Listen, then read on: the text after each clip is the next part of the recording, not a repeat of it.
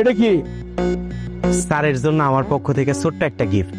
এই বেটা তুই কি ব্যাক করলি? হ্যাঁ, এখানে লাখ লাখ টাকা গিফট আছে, এর ভিতরে কি তোর গিফট শোভা পায়? তেলে আর জলে মিলেনি। হ্যাঁ রকেট, এটা তুমি কি করলে? গিফটটা না দেখেই না খুলেই তুমি ছুঁড়ে ফেলে দিলে কেন? ড্যাডি, সব গিফট তো সব জায়গায় শোভা পায় না, এটা দেখলেই তো বোঝা যায় এর ভিতরে চিরুনি আছে আর পাউডার আছে। কই পাকিস্তান আর কই গুলিস্তান।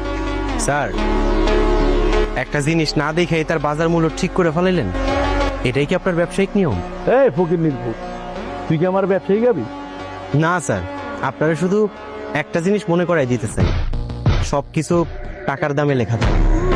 তোর জন্য আপনি আত্মবিশ্বাস, ওভার কনফিডেন্স, তাহলে আমার একটা শর্তে রাজি হয়ে যা। কি শর্ত? আমার গিফটের থেকে যদি তোর গিফটের দাম বেশি থাকে, আমি হেন থেকে নাকে খড় দিয়ে যামুগা।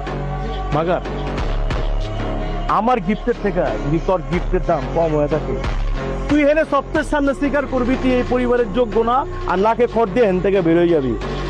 রাজি? স্যার, আমি আপনার শর্তে রাজি। আর ওই তুই কি কথা দিতেছস? আপনি কন্টিনিউ করেন। বুঝিস, লড়চড় কিন্তু করবার পারবি না।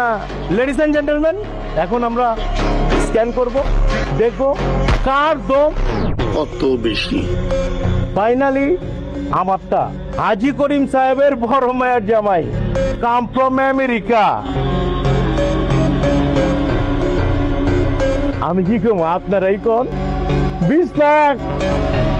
নাও স্ক্যান ইট। আচ্ছা, 2